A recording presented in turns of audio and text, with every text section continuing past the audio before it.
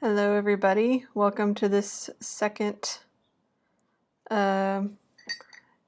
class of probably 4 classes. I don't think I'd ever stated before exactly how many, hi Mocha, how many classes are going to be. I think there's going to be 2 more after this one. There's one on color, and there's going to be one on poses and a little bit of an anatomy refresher and some other like odds and ends. I might also upload some other videos. I'm not sure if they're going to be live yet or not, on character design. And then after the final lesson on Discord, I might link to like a private live stream to do some critiques of your guys' final assignments. Because I don't want to... I feel kind of weird about the critique videos of people's art I see online, just open to the public. I feel like consent needs to be there, but it's also a really good learning tool. So, yeah. So you guys are just staring at my screen right now. There you go. I'm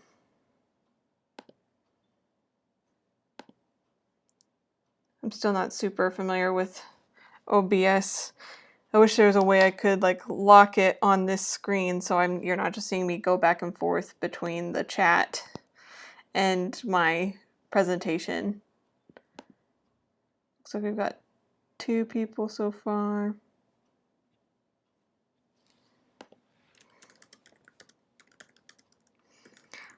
I'm asking if you guys are hearing me all right.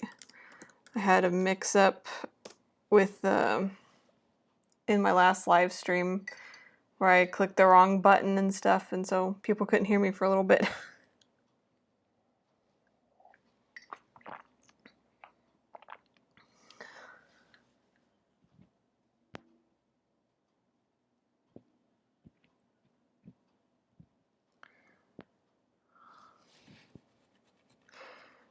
That's kind of trippy. I'm watching it on watching me type it in the lag.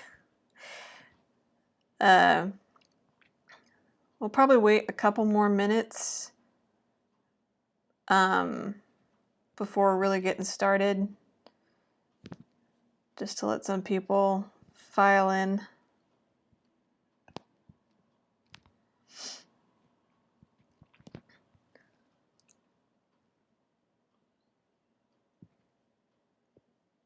Okay, good. This will probably also be a shorter class. I don't have as much to go over.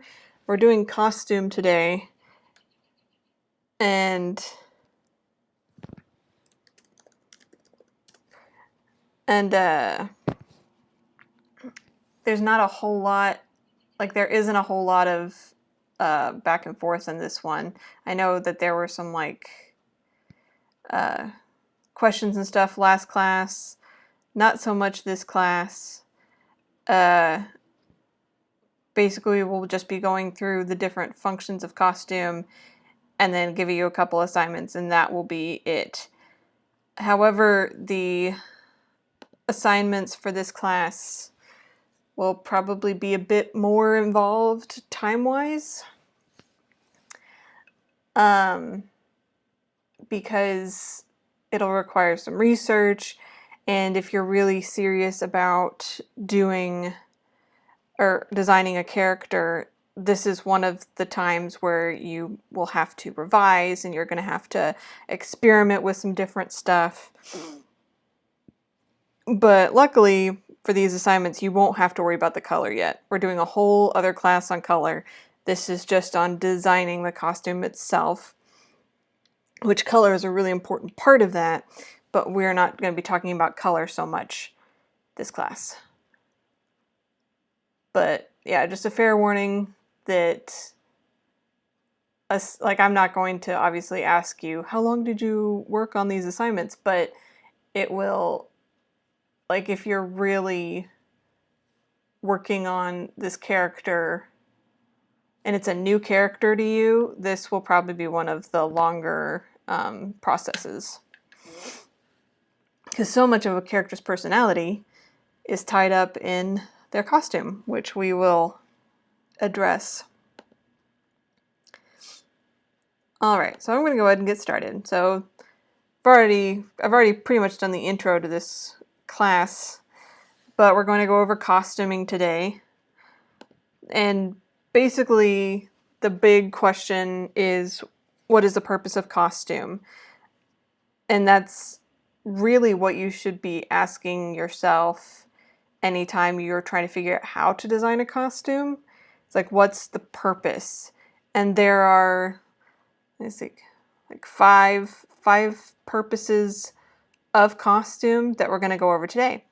So the first one is functionality.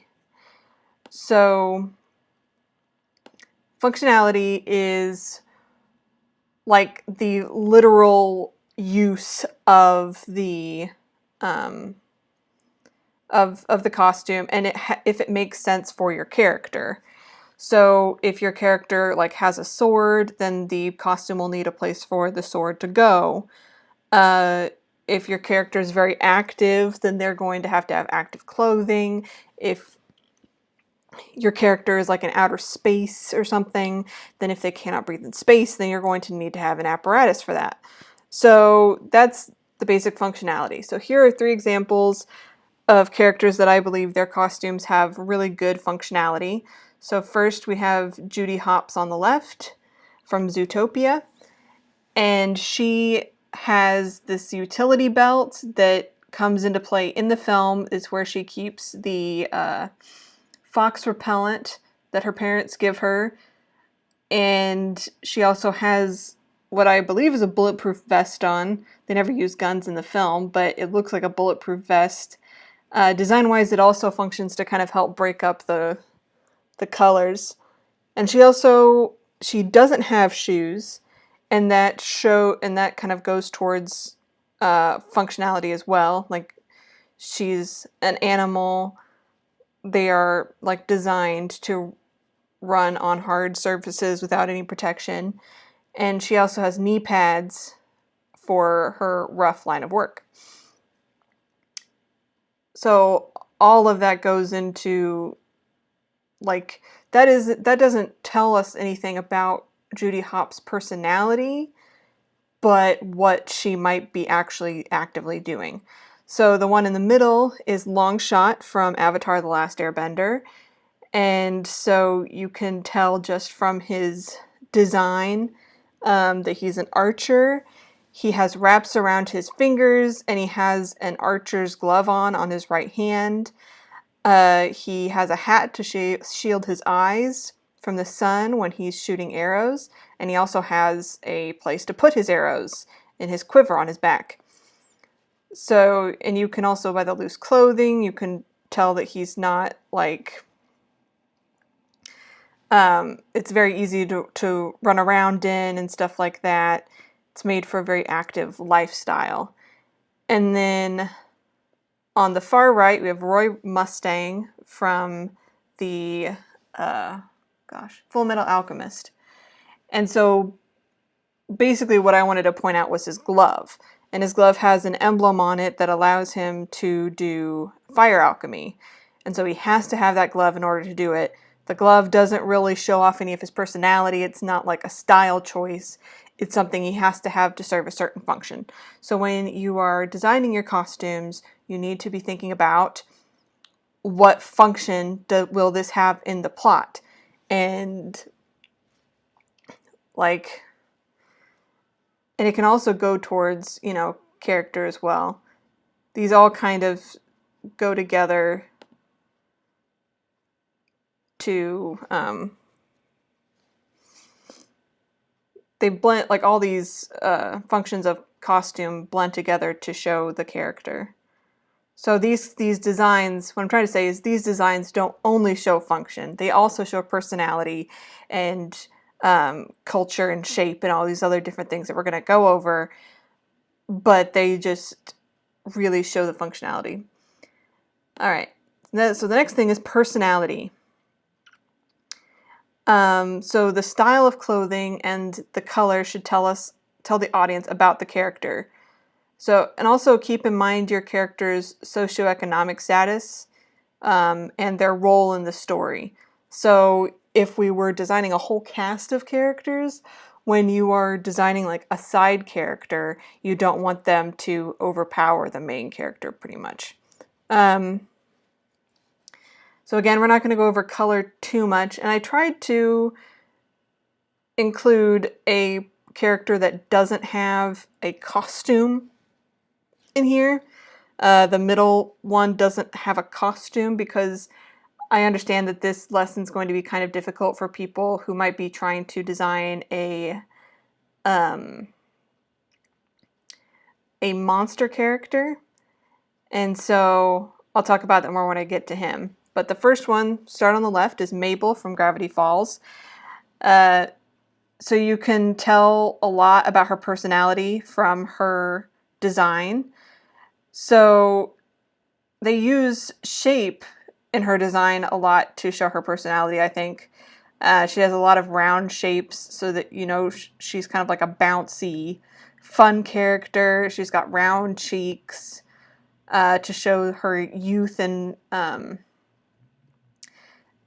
But as far as costume goes, she has a pink headband, and headbands generally are a very young accessory. Like, I know that they're kind of coming back for older people, but a lot of young children wear the plastic headbands. And she's got a bright pink sweater with a shooting star on it with a rainbow. And so again, very youthful, very whimsical. And then she's also wearing, like, it looks like black slip-ons with white socks, which again has a very youthful connotation to it.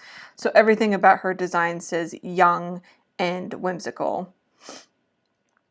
Okay, so middle character. This is the Bog King from Strange Magic, which is one of my favorite guilty pleasure films.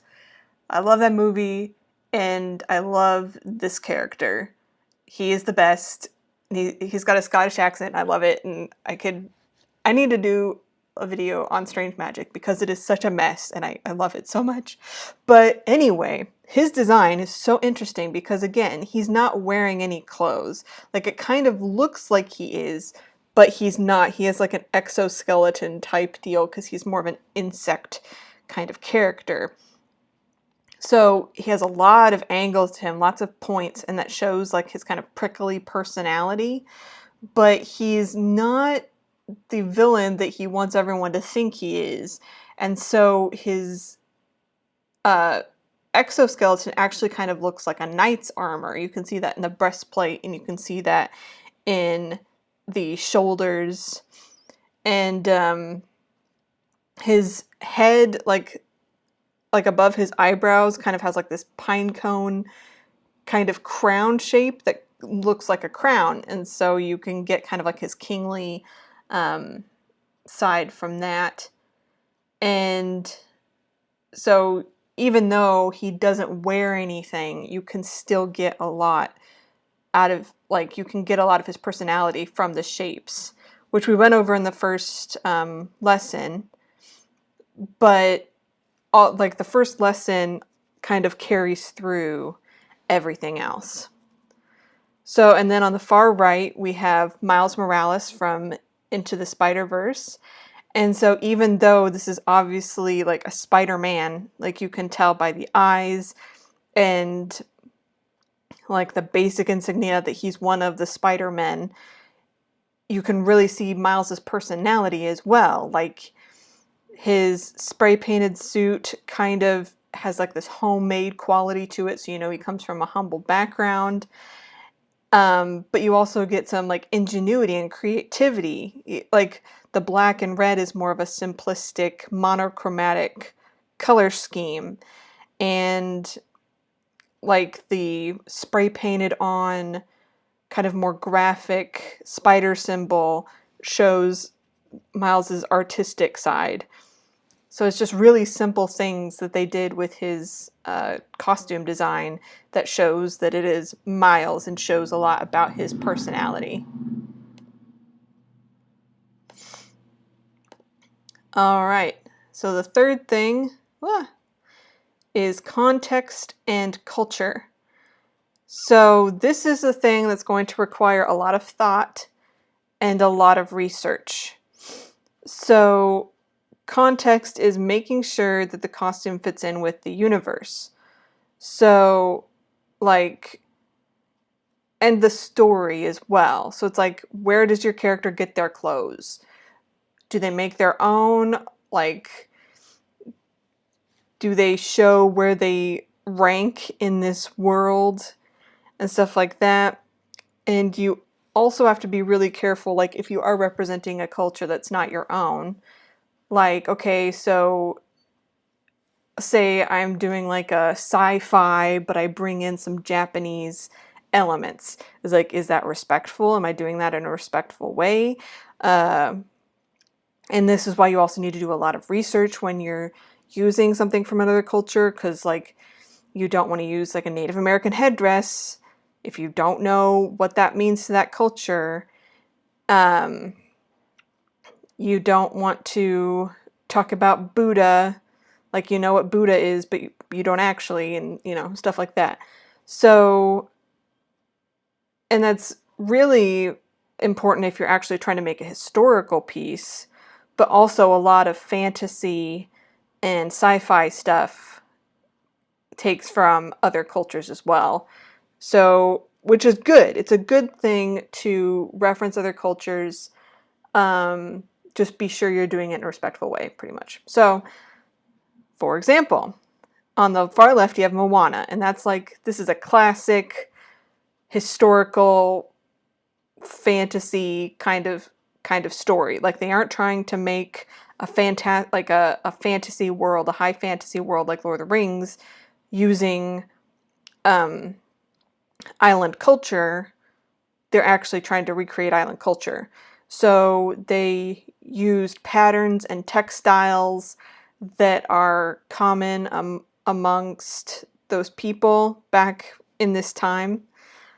But it also still shows her own independent personality. So like, it shows off her like really strong arms. It's made of really warm colors. It kind of has like a light breezy feel to it, you know. A lot of the shapes in Moana are kind of square, which show like her sturdiness. So it's not like they just, I think it's kind of hard sometimes as well to be so intent on following tradition and to be respectful, and so you don't allow yourself to be creative. But I don't think they did that with Moana.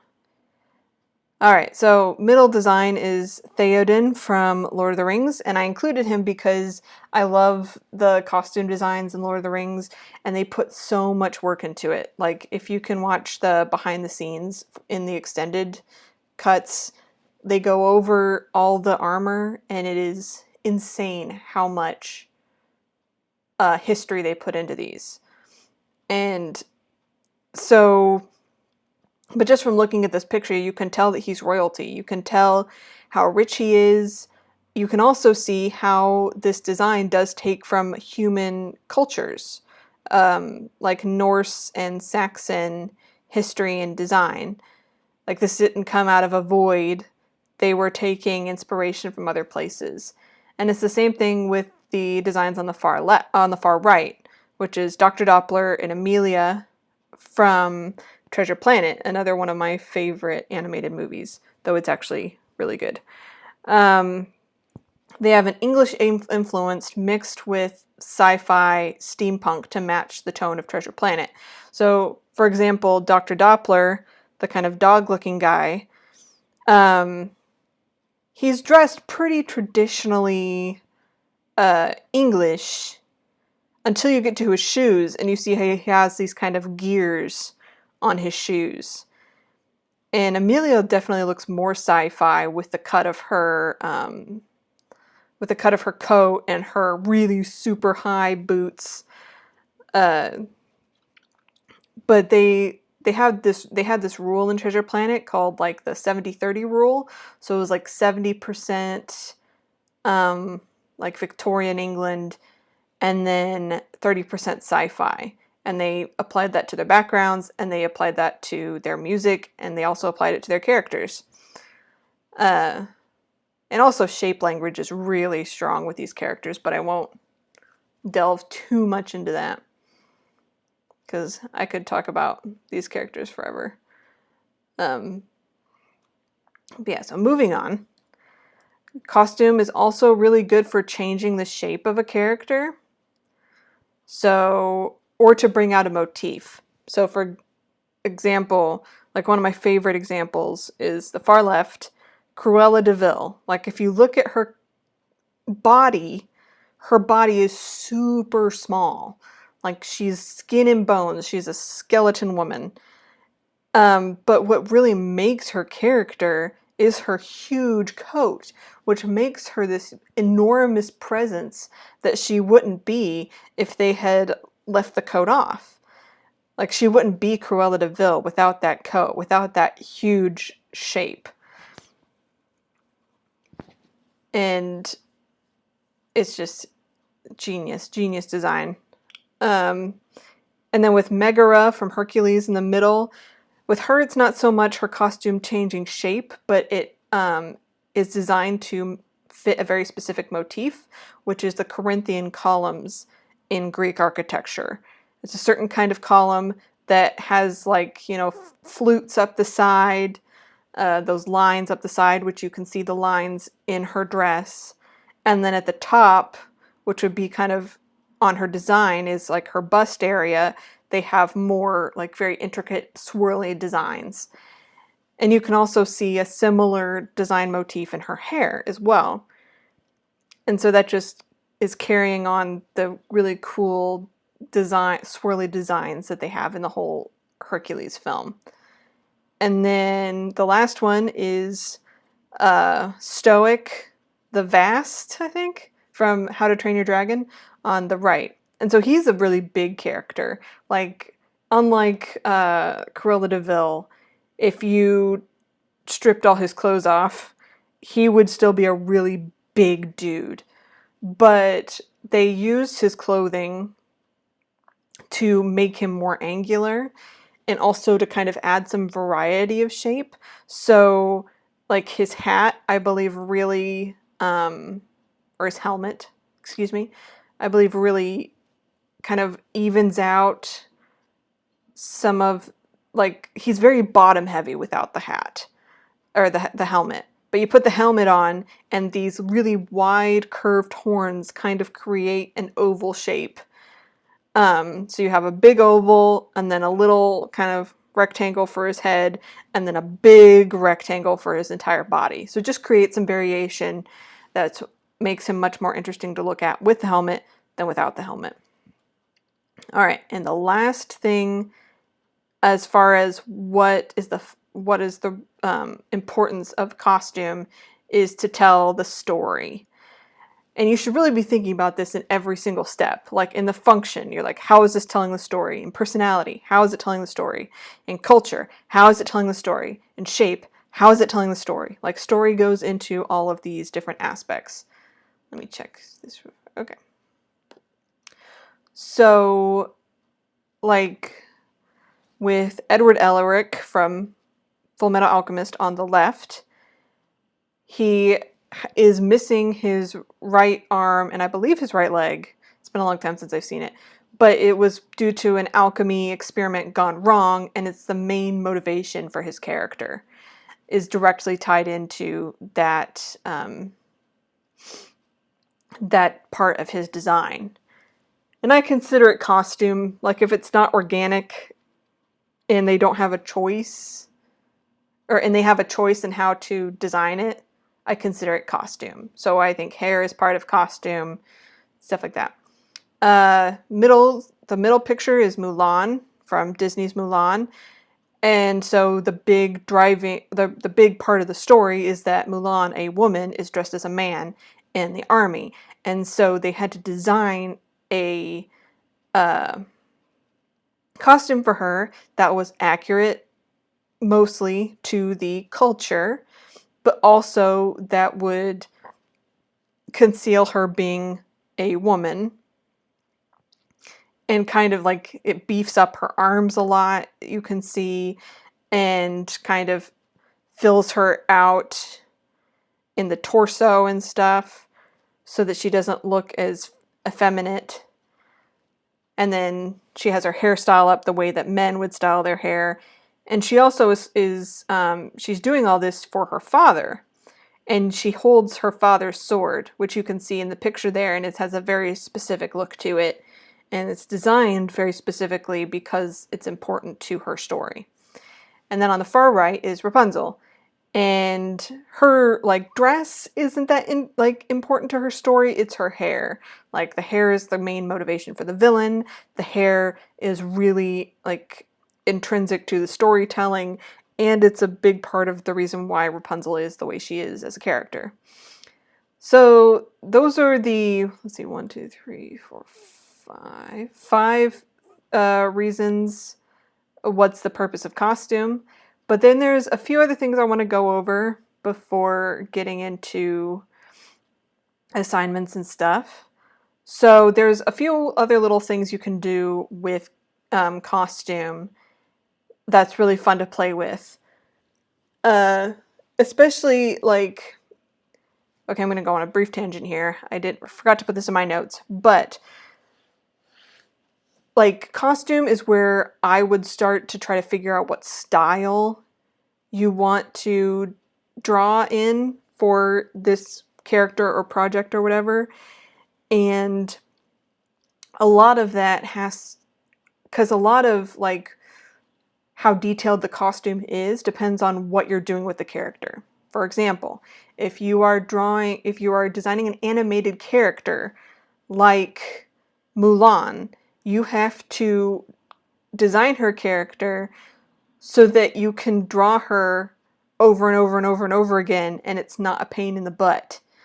Mulan's big budget, so like all of those details in her costume, that's money. A funny thing about Treasure Planet is that one of the characters had striped pants, and halfway through they changed him out of the striped pants because it was costing too much money and too much time to have stripes on his pants. Like that's how like meticulous animation is. So you have to really like animated characters tend to be more simplistic because you have to draw them over and over and over again. And at least for traditionally animated characters. Now, if you're doing a computer-generated movie, then you can be more detailed in the specifics of the design. So like with Stoic, he has a lot of detail in his character because they aren't having to draw him over and over and over again. They're rigging up a character in a computer and moving it around. So you can kind of go berserk with details. It's the same thing with video game characters. That's when you can go crazy with details. But if you're doing an animated film or you're doing a comic, which is going to be like a long-standing comic, and you have to draw this character over and over and over again, you might not want to put, 15,000 bangles on them. You might not want to make their hairstyle extremely elaborate. And like, basically know your project, know what you're working on. Anyway, so if you're doing like in animated shows, a lot of times characters won't change clothes very often. This changing more now. But like in The Little Mermaid, like she has her iconic mermaid costume, and then she wears like 3 other costumes. But like Kim Possible, as I think about this more, but basically there's like one iconic look that a lot of animated characters have, and then they don't really change out of that very much. But you can use costume changes to tell a story. So that's my point. So a a good example is Jim Hawkins from Treasure Planet. So in the beginning of the film, like these pictures are in chronological order. So in the beginning of the film, Jim is in a really bad place, and he's wearing a black t-shirt with his dark jacket on. And he also has what they call the eye mask in the film, where his eyes are overshadowed because he's just so broody. And then later on in the film, for the second image, he's off on an adventure, but he's still kind of new to it. And so the eye mask is still there, but he's no longer wearing a really dark t-shirt. Third image, he's made a friend. He is feeling more confident about himself because he's learning new things. So the eye mask is gone and the really dark jacket is gone. And then by the end of the film, he is very confident in himself. He's figured out what he wants to do in life. So the eye mask is still gone, and now he's in a really light costume. So you can see the progression of his character just through the clothes that he wears. So another thing to think about that's very important is hair and makeup. Again, this is also part of the costume. It is very much connected to personality. But it's also influenced by ethnicity and environment. So, for example, don't put your, blonde Dutch girl from the 1700s in dreadlocks kind of deal. Like, be very cognizant of that. Also, you can change the shape of the head by changing their hairstyle. So just along the bottom are some examples of that, like Yugi. Is it Yugi? I don't really actually watch Yu-Gi-Oh! But this character, obviously his hair changes the shape of his head. It's ridiculous, but it does its job. Then Megamind, the shape of his head is the point. Having hair would kind of detract from the shape of his head, so he has no hair. And then Snow White, like her makeup's very minimalistic, very youthful. I think Rosy Cheeks was actually part of the original fairy tale, so that's really played up. And she's got that childlike bow in her hair. And then there's Mulan on the far right, where her makeup is very much rooted in ethnicity and environment. So those are just some things to think about when designing your costume. And then a last note is group costumes. So this isn't really applicable to any of your assignments, but if you are like designing a character for an ensemble cast, I thought I would just note on this.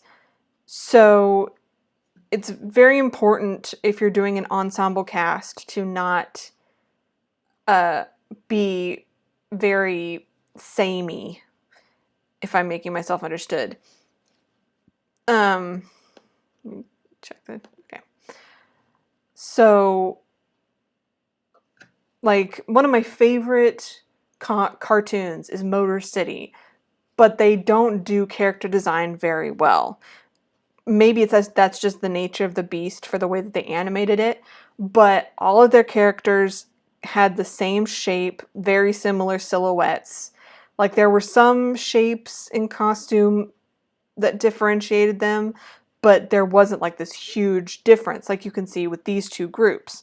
So like on the left you have Rise of the Guardians, where there's Santa Claus, who's this big massive guy, Jack, who's more like human, normal human shaped. You've got the rabbit, who is a lot of like kind of round oval shapes and a lot of size variance. You've got the Tooth Fairy, who's a lot of sharp shapes.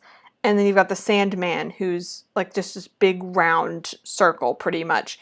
Like lots and lots of variety. If you were to put these guys in a lineup and just see their silhouettes, you would not only know exactly who they were, but there would be a lot of interest there. And it's the same thing with Gravity Falls. You've got like the teardrop shaped Zeus.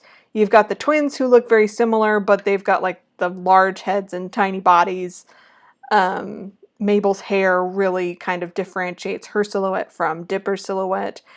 You've got Grunkle Stan, who's a lot of squares, square head, square torso. And then you've got Wendy, who's like one long oval shape and very spindly. So very different shapes. And their costumes and hair, especially looking at those, really lend to those different shapes. So, and I could go on a whole other rant about colors, but again, not going to do that today. So research. So the first assignment is going to deal with research, and all character designs require research. I don't care if you are designing a character who goes to your school in the current year. You need to do research, even if that's just to look up different fashions for the current year. Like, if nothing else, even if you end up going with your original design, you are more informed now. Like, it cannot hurt you to do research. But especially if you are designing like a sci-fi or historical piece or fantasy piece, search for time period, like keep in mind time period, diversity, style inspiration, and anatomy, especially for monsters. So the assignment is to collect 10 plus images as inspiration or research for your character's costume. Remember to get as much of the costume as you can. Hair, clothes, props, shoes. If your character is an animal or has other unique features you're not sure how to draw, get pictures of that too. If necessary, do some reading on the meaning/history behind the clothing. So, for example, this is my inspiration board for my character. So I've got foxes up at the top left. I've got kimono on the right. I also looked up like traveling samurai because that's what I want this character to be, is kind of like a traveling samurai. And in the bottom left, I have some katana because I wasn't really sure how katana looked. And then I also have in there some traditional Japanese art involving the kitsune, which is the kind of mythical creature that my character is. And so I involved that art, or I included that art because I was like, well, maybe I want to kind of emulate the style of that when I am designing this character. So the last assignment is to design 3 outfits for your character. So they can be for different events or just experimenting with other shapes, but they should all be very different. Don't try to make a really detailed finished piece, just sketches. And don't worry about color. Again, we're going to go over color next class, and it's going to be a whole thing because there's a lot to consider with color. So here's my character. So as you can see, I used one of my references for the pose on the left. So kind of at the bottom, third image from the left on the bottom, I have this guy posing with a katana. And so I used that image when I was doing one of my poses. And I put him in pants, so it's kind of like he's doing a training session. And I made him shirtless because I was like, I don't know what this character looks like without, like, I didn't want to draw a naked guy, but I was like, I don't know what he looks like nude. So I was kind of exploring that when I was designing this costume.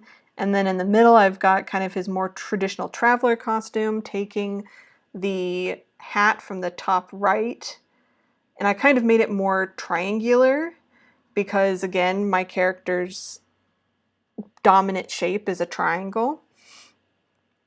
And so, like, for some comparison, here's my original design of this character.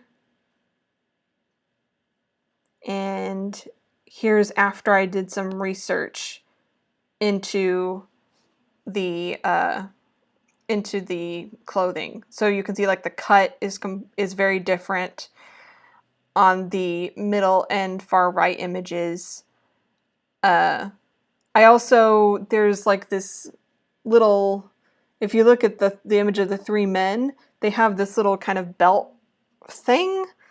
I'm not sure, I need to do more research into kimonos, but like it's like this little kind of cloth ball on their kimono or yukata or whatever they're wearing. And there's a part of the kitsune myth where there's this globe that they have that carries like all their life force or their magic. And so I changed that little cloth ball on the clothing to be that globe that the samurai keeps on him at all times. So that's how I designed my different costumes for this character. And again, like if I were to use this character for something else, which right now I don't really have a project in mind for this character, this might change, especially depending on how the story would pan out. So that's all I have for this class. Does anyone have any questions? All two of you. I'm guessing more people are going to watch this after the fact. And that's totally cool.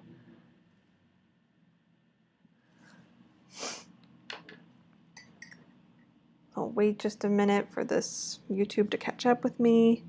If no one has any questions, then we'll end it for today. I feel like every time I stream, this motorcycle gang goes by my apartment. Every single time. That's amazing. You guys have to tell me if you can hear them. I guess I could check on the playback as well.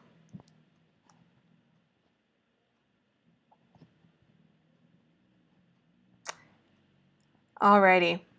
So I will wrap it up. I'm going to, in the Discord, which is linked down below, I will put a new text channel for the assignments for this week. If you want to do the assignments for last week as well, you can still do that. There's another text channel for the assignments assigned last week, and they're all laid out in that text channel.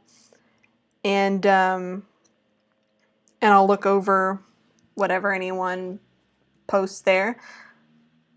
What people have been posting, I've been really interested in, and I'm glad that people are participating.